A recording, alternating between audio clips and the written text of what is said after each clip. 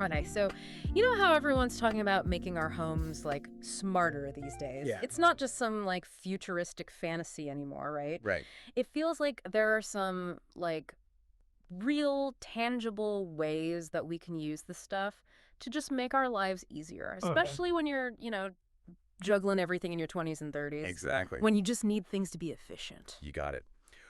What began as just kind of like a niche thing for tech enthusiasts Yeah, has really quickly become something that, most people kind of expect when they think about their home. for sure. It's a whole different way of thinking about and interacting with, like, our living spaces. Totally. And that is exactly what we are going to unpack today. Okay. We have a really fascinating piece of source material.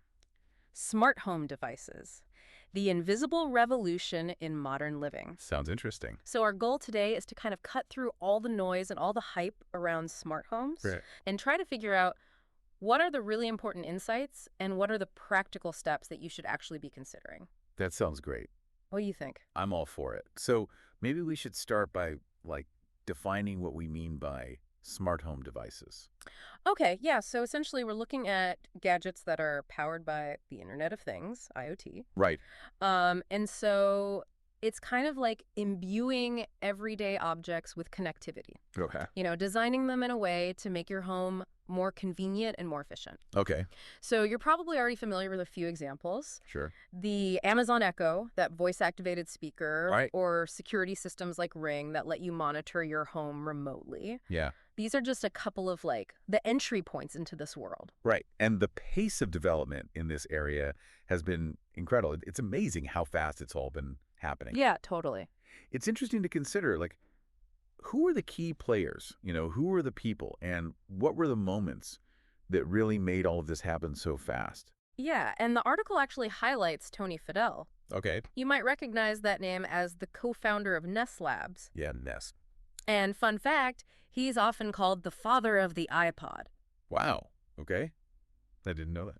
But their Nest Learning thermostat, right? Okay. It wasn't just like a regular thermostat that you could control from your phone. Okay. It actually learned your habits, Oh, wow. and it would proactively adjust the temperature. So it went beyond, like, the simple timers Exactly. and, like, the old way of doing it. Yeah. It was a much more adaptive energy management system. Yeah. And that was a huge leap. That was a totally new way of thinking about how things work, like at the most basic level Yeah, in our homes even. totally.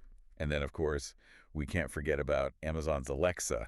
That was Yeah, another yeah. turning point for sure. Totally. I mean, Alexa has almost become like the synonym for this idea of effortless voice-controlled technology in the home. It really has. And the article points out that when Alexa came on the scene, it really made these smart home devices accessible and appealing to a much wider audience. Yeah.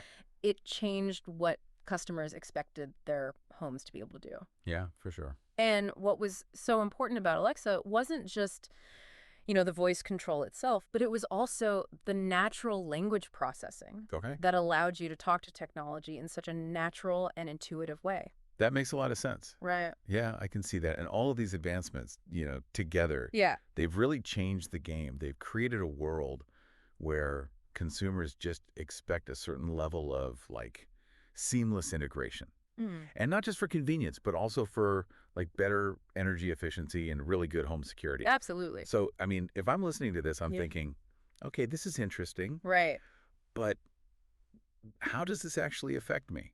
Like, why should I care? That's the million-dollar question. It is. If we zoom out and look at, like, modern life in general, Oh. what this is really about is that, like, we can optimize our everyday lives. Mm-hmm. We're not just talking about being comfortable in our homes, Okay. but we can actually create spaces that help us be more efficient and connected. Okay. I like that. And they can adapt to our needs Yeah. in ways that we couldn't even imagine before. Okay. So you're intrigued. Right. You're starting to think about how all this could fit into your life. Yeah. And that's where the practical guidance from our source material comes in. Okay, let's hear it. So the first step that they emphasize is just taking a moment to reflect. Okay. On what? And what's so interesting here is that they really want you to focus on understanding your own personal needs. Okay, that makes sense. It's not about like getting caught up in what's trendy or what everyone else is doing. Yeah. They really want you to pinpoint the areas in your own home life, whether it's security or managing energy usage or Yeah. just wanting to like Make your daily tasks easier, you know? Yeah, streamline things. Exactly. Streamline things. Right. Where could automation actually help you? Okay. And once you have a better idea of that, Yeah. the next piece of advice is to do your research. Research.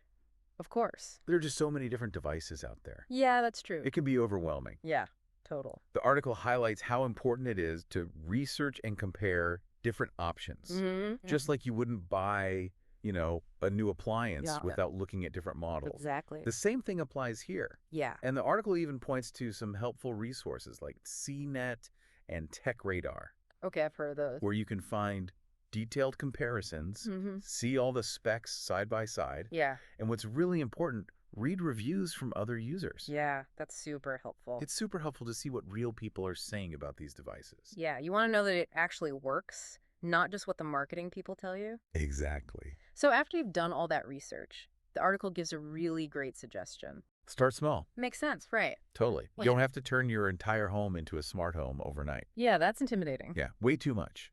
They recommend just like dipping your toes in. Okay. Choose one or two simple devices to get started with. What would you recommend?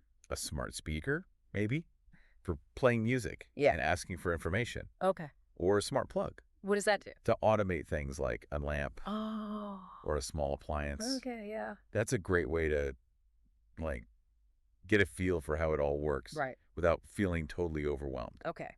So you're starting to connect devices. Yeah. And there's one thing that we cannot stress enough. What's that? Security. Of course.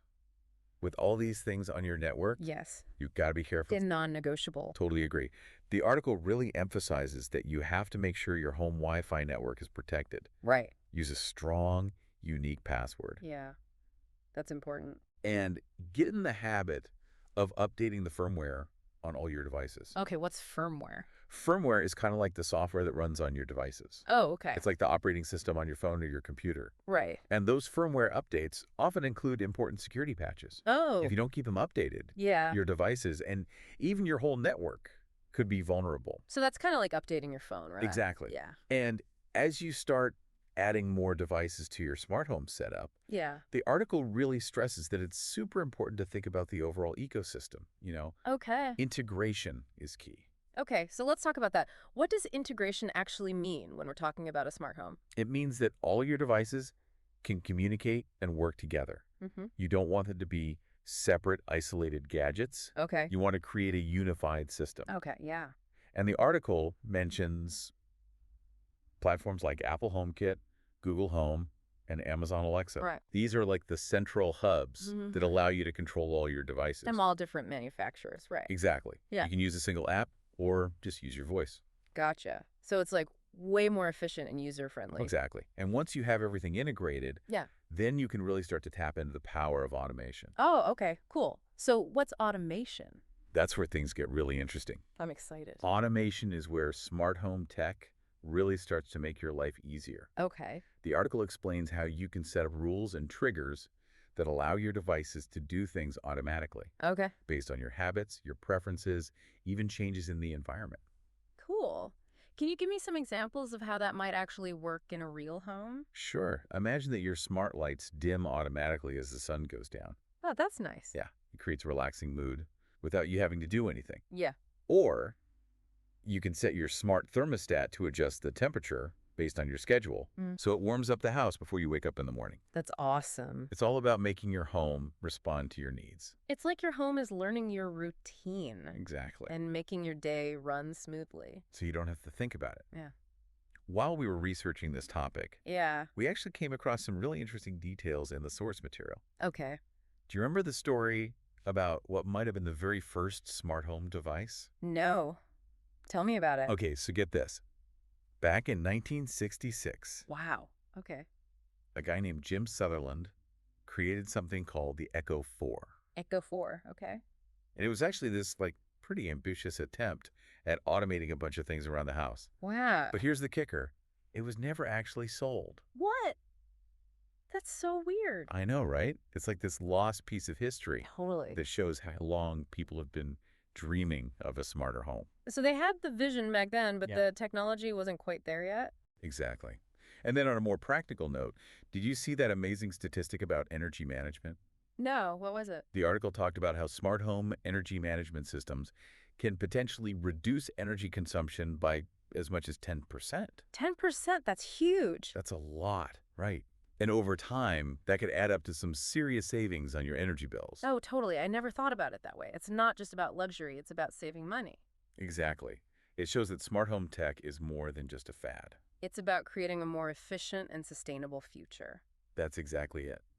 So, as we wrap up our deep dive into smart home devices, what do you think is the most important message for our listeners?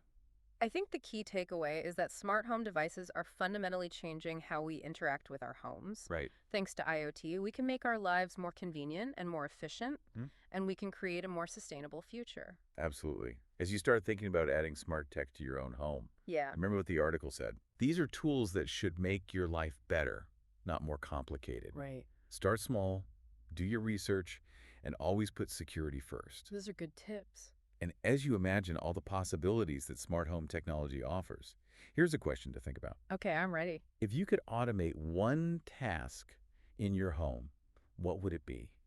That's a good one. And how would that change your life?